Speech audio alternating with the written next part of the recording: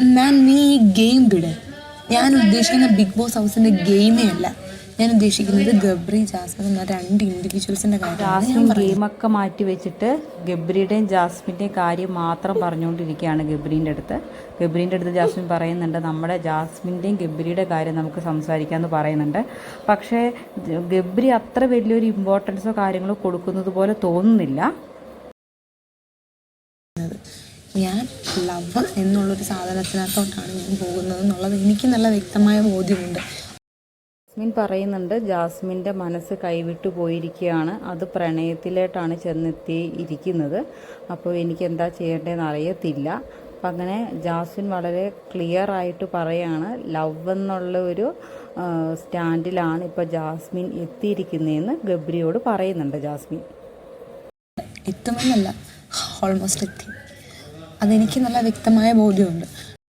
ഇപ്പോൾ ജാസ്മിൻ പറയുന്നത് ഇതിൻ്റെ പേരിൽ എന്തൊക്കെ ആഫ്റ്റർ എഫക്റ്റ് ഒക്കെ ഉണ്ടാകും എന്നുള്ളത് എനിക്ക് വ്യക്തമായിട്ട് അറിയാം. അതൊക്കെ ഫേസ് ചെയ്യാനുള്ള ഗട്ട്സ് എനിക്കുണ്ട്, അതുകൊണ്ടാണ് ഞാൻ പറയുന്നത് എന്നൊക്കെയാണ് ജാസ്മിൻ ഗബ്രിയുടെ അടുത്ത് പറഞ്ഞുകൊണ്ടിരിക്കുന്നത്.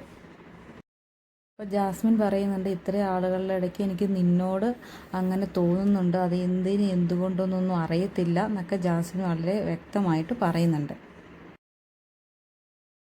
നിൻ്റെ അടുത്ത് ആ ഇമോഷൻ തോന്നുന്നു, ഞാൻ അങ്ങോട്ട് പോകുന്നു, എനിക്കറിയില്ല എന്തുകൊണ്ടെന്ന്.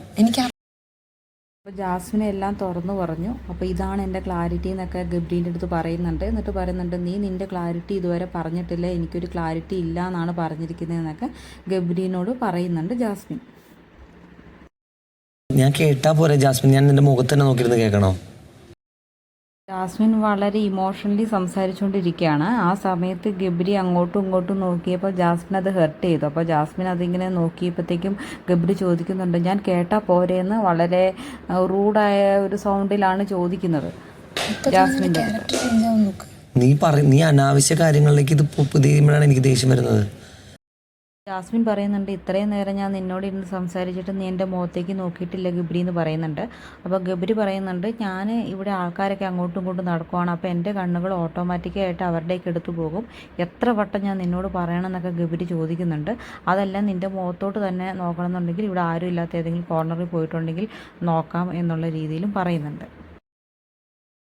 അല്ലെങ്കിൽ നിൻ്റെ അടുത്ത് മാത്രം ഒരു കോർണറിൽ ഇരിക്കേണ്ടി വരും.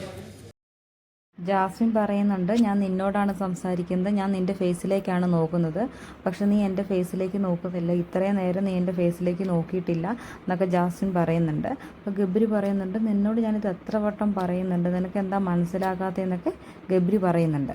ജാസ്മിൻ പറയുന്നുണ്ട് എന്നാൽ എനിക്ക് നിൻ്റെ അടുത്ത് സംസാരിക്കണ്ട, നീ പോയി ഉറങ്ങിക്കോ എന്നൊക്കെ പറയുന്നുണ്ട്. അപ്പോൾ ഗബ്രി പറയുന്നുണ്ട് നീ അനാവശ്യപരമായിട്ടുള്ള കാര്യങ്ങൾ സംസാരിക്കുന്നത് കൊണ്ടാണെന്നൊക്കെ ഗബ്രിയും പറയുന്നുണ്ട്. ഇതിലോട്ട് നിന്റെ മോൻ തന്നെ നോക്കി. അല്ല നീ നോക്ക്, നീ നോക്ക്, നീ ഇതിൽ നിന്റെ മുഖം നോക്ക്, നീ ഒന്ന് സംസാരിച്ച എൻ്റെ അടുത്ത്. ജാസ്മിൻ പോയിട്ട് ജാസ്മിൻ്റെ മുറിയിൽ നിന്ന് ഒരു കണ്ണാടി എടുത്തുകൊണ്ട് വന്നു. എന്നിട്ട് ഗബ്രീനെ കാണിച്ചിട്ട് പറഞ്ഞു നീ ഇതിലേക്കൊന്ന് നോക്കിക്കേ എന്നിട്ടൊന്ന് സംസാരിച്ചെന്ന് പറഞ്ഞു. അപ്പോൾ അവൻ പറയുന്നുണ്ട് പറഞ്ഞു എന്ന്.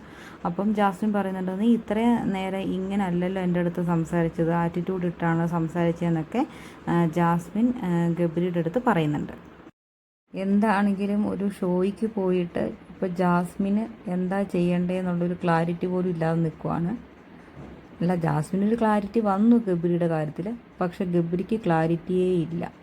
ഇനിയിപ്പം എങ്ങനെയാണോ എന്തോ.